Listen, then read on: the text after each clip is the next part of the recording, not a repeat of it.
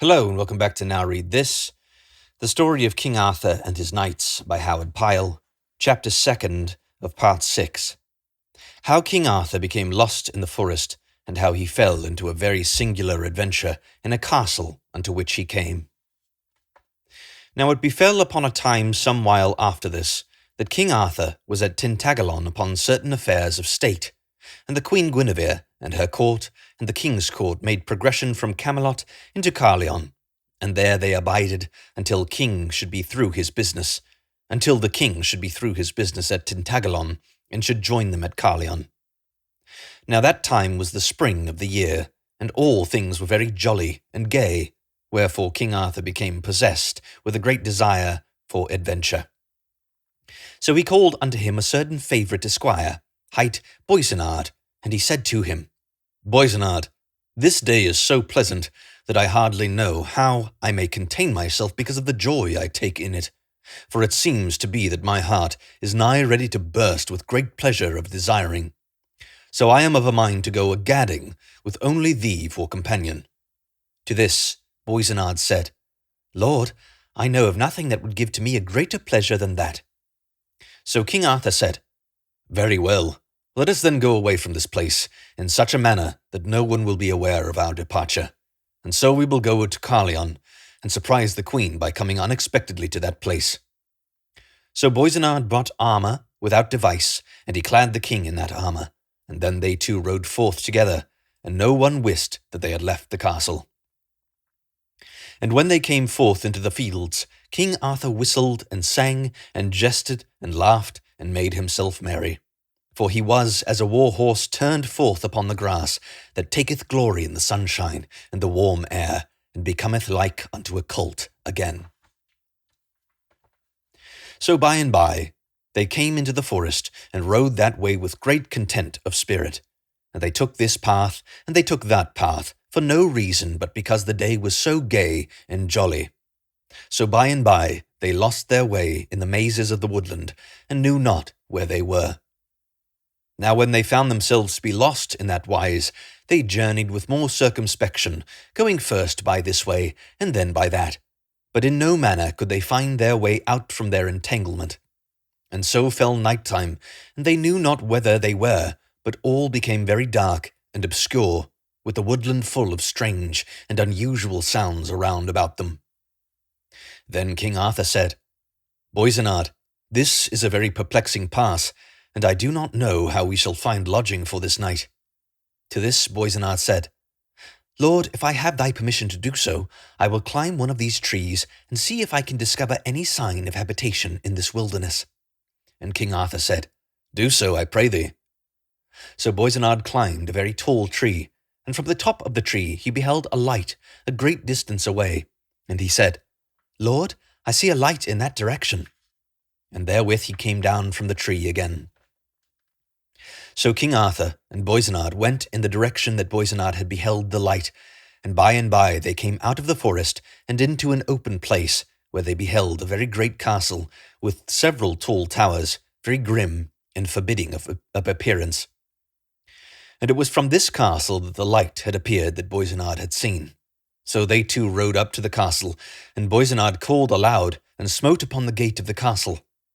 Then immediately there came a porter, and demanded of them what they would have. Unto them Boisenard said, Sirrah, we would come into the lodge for tonight, for we are aweary. So the porter said, Who are you? Speaking very roughly and rudely to them, for he could not see of what condition they were, because of the darkness. Then Boisenard said, This is a knight of very good quality, and I am his esquire, and we have lost our way in the forest, and now we come hither seeking shelter. Sir, said the porter, if ye know what is good for you, ye will sleep in the forest rather than come into this place, for there is no very good retreat for errant knights to shelter themselves. Upon this King Arthur bespake the porter, for that which the porter said aroused great curiosity within him. So he said, Nay, we will not go away from here, and we demand to lodge here for this night. Then the porter said, Very well, ye may come in. And thereupon he opened the gate, and they rode into the courtyard of that castle. Now at the noise of their coming, there appeared a great many lights within the castle, and there came running forth divers attendants. Some of these aided King Arthur and Boisenard to dismount, and others took the horses, and others again brought basins of water for them to wash withal. And after they had washed their faces and hands, other attendants brought them into the castle.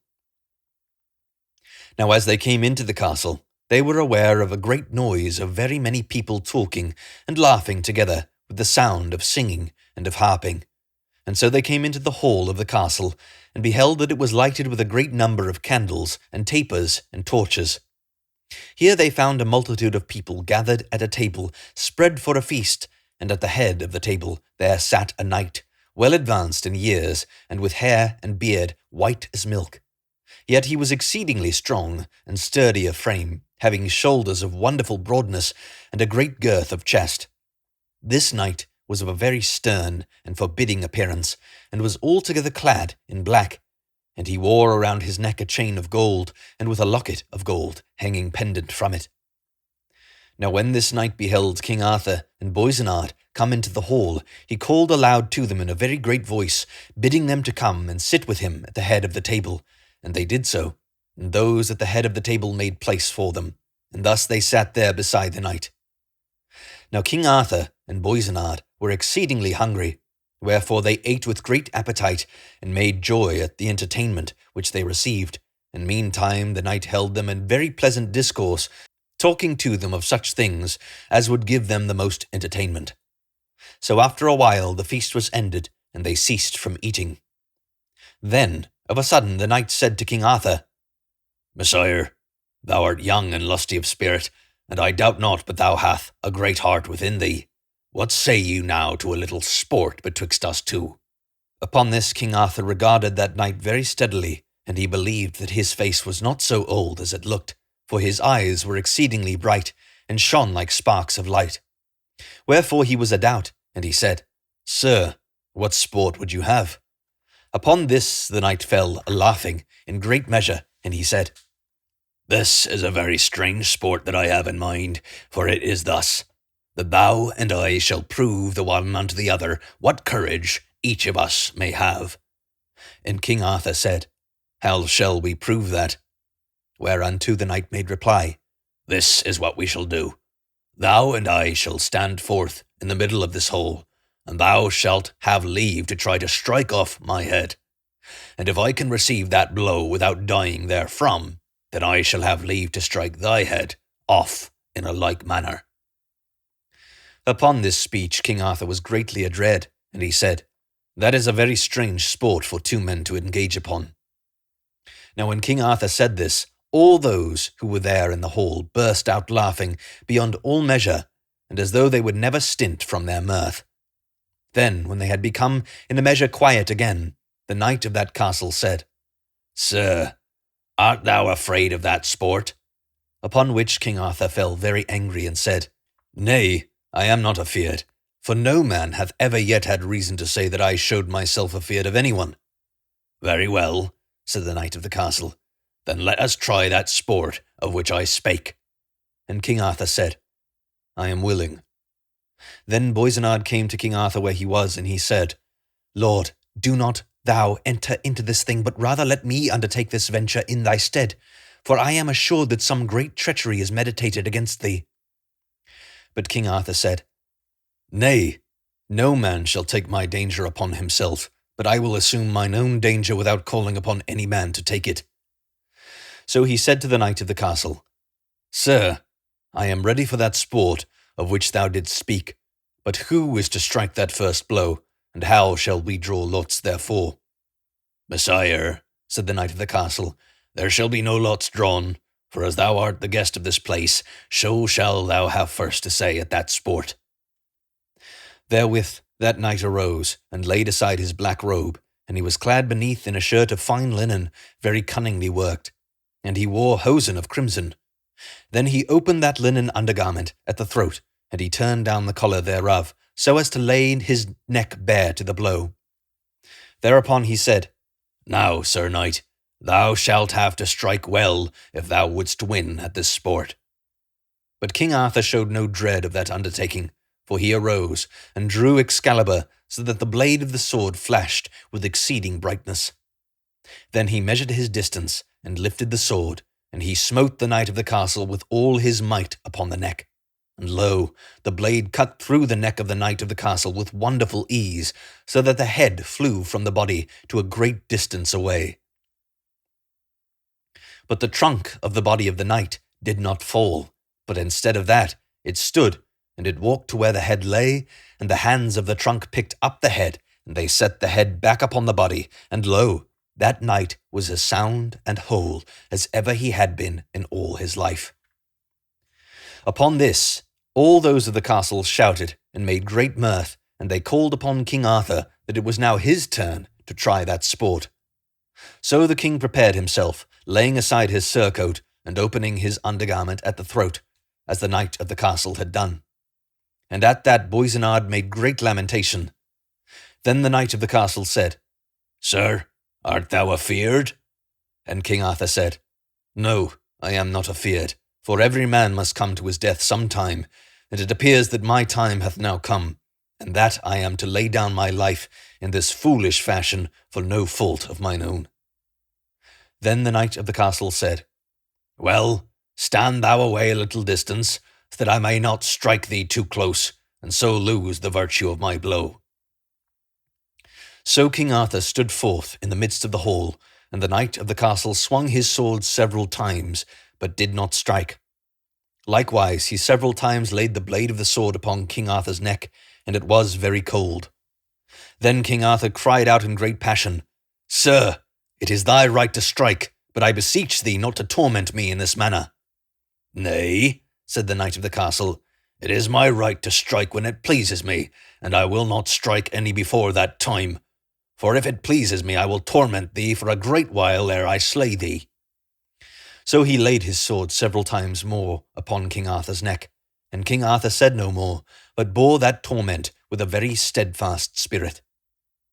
Then the knight of the castle said, "Thou appearest to be a very courageous and honourable knight, and I have a mind to make a covenant with thee." And King Arthur said, "What is that covenant?" "It is this," said the knight of the castle. "I will spare thee thy life for a year and a day, if thou wilt pledge me thy knightly word to return hither at the end of that time." Then King Arthur said, "Very well, it shall be." And therewith he pledged his knightly word to return at the end of that time, swearing to that pledge upon the cross of the hilt of Excalibur. Then the knight of the castle said, "I will make another covenant with thee." "What is it?" said King Arthur. "My second covenant is this," quoth the knight of the castle. "I will give to thee a riddle, and if thou wilt answer that riddle when thou returnest hither, and if thou makest no mistake in that answer, then will I spare thy life and set thee free." And King Arthur said, "What is that riddle?" To which the knight made reply, "The riddle is this: what is it that a woman desires most of all in the world?" "Sir," said King Arthur, "I will seek to find the answer to that riddle, and I give thee gramercy for sparing my life for so long as a time as thou hast done, and for giving me the chance to escape my death." Upon this the knight of the castle smiled very sourly, and he said, "I do not offer this to thee because of mercy to thee, but because I find pleasure in tormenting thee. For what delight canst thou have in living thy life, when thou knowest that thou must, for a surety, die at the end of one short year? And what pleasure canst thou have in living even that year, when thou shalt be tormented with anxiety to discover the answer to my riddle?" Then King Arthur said, "I think thou art very cruel." And the knight said, "I am not denying that." So that night King Arthur and Boisenard lay at the castle, and the next day they took their way thence. And King Arthur was very heavy and troubled in spirit. Nevertheless, he charged Boisenard that he should say nothing concerning that which had befallen, and that he should keep it in secret. And Boisenard did as the king commanded, and said nothing concerning that adventure. Now in that year which followed, King Arthur settled his affairs. Also he sought everywhere to find the answer to that riddle. Many there were who gave him answers in plenty, for one said that a woman most desired wealth, and another said she most desired beauty, And one said she desired power to please, and another that she most desired fine raiment. And one said this, and another said that, but no answer appeared to King Arthur to be good and fitting for his purpose. So the year passed by, until only a fortnight remained, and then King Arthur could not abide to stay where he was any longer, for it seemed to him his time was very near to hand, and he was filled with a very bitter anxiety of soul, wherefore he was very restless to be away. So he called Boisenard to him, and said, Boisenard, help me to arm, for I am going away. Then Boisenard fell a-weeping in very great measure, and he said, Lord, do not go. At this King Arthur looked very sternly at his esquire, and said, Boisenard, how is this? Wouldst thou tempt me to violate mine honour? It is not very hard to die, but it would be a very bitter to live my life in dishonour. Wherefore tempt me no more, but do my bidding, and hold thy peace. And if I do not return in a month from this time, then mayst thou tell all that hath befallen. And thou mayst tell Sir Constantine of Cornwall that he is to search the papers in my cabinet, and that there he will find all that is to be done, should death overtake me. So Boisenard put a plain suit of armour upon King Arthur, though he could hardly see what he was about, for the tears that flowed down his eyes in great abundance. And he laced upon the armour of the king a surcoat without device, and he gave the king a shield without device. Thereupon King Arthur rode away without considering whither his way took him. And of every one whom he met, he inquired what that thing was that a woman most desired, and no one could give him an answer that appeared to him to be what it should be. Wherefore he was in great doubt and torment of spirit. Now the day before King Arthur was to keep his covenant at that castle, he was wandering through the adjacent forest in great travail of soul, for he wist not what he should do to save his life.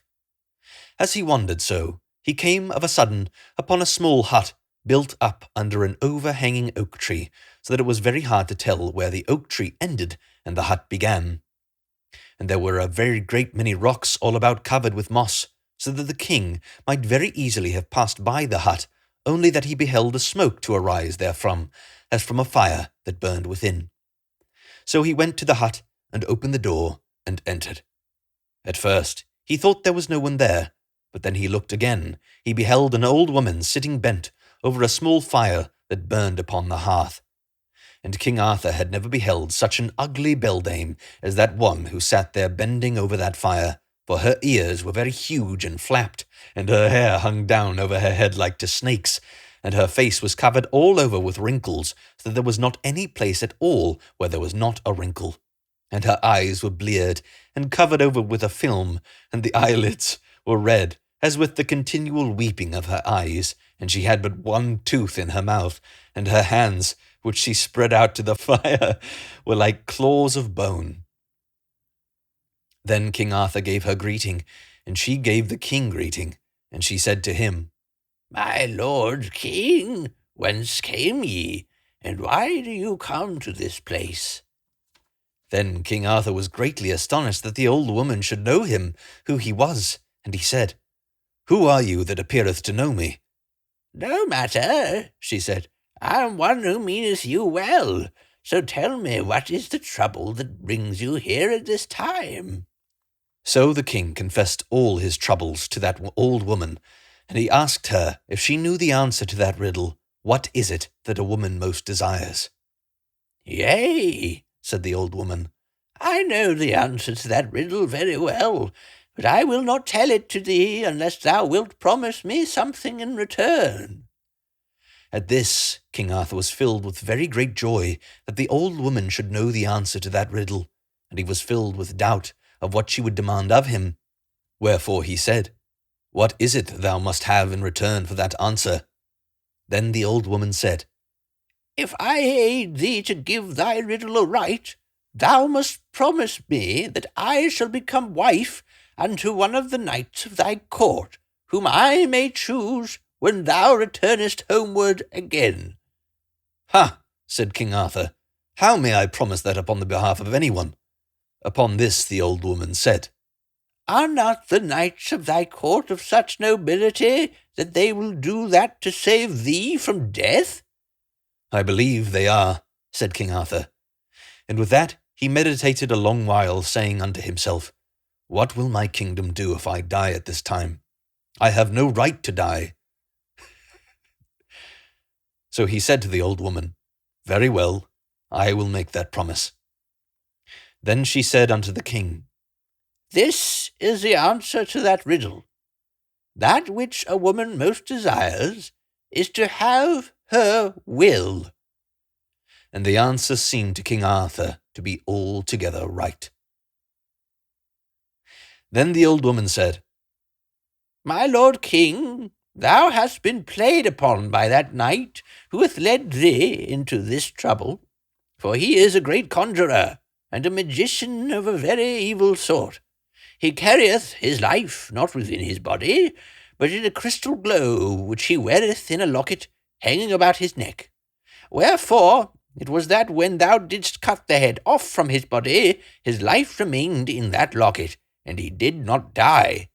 But if thou hadst destroyed that locket, then he would immediately have died. I will mind me of that, said King Arthur. So King Arthur abided with that old woman for that night, and she refreshed him with meat and drink, and served him very well. And the next morning he set forth unto that castle where he had made his covenant, and his heart was more cheerful than it had been for a whole year. Hey, you want to buy something? You can check the description for my books and audiobooks. Thank you so much for watching, and don't forget to like and subscribe for more content.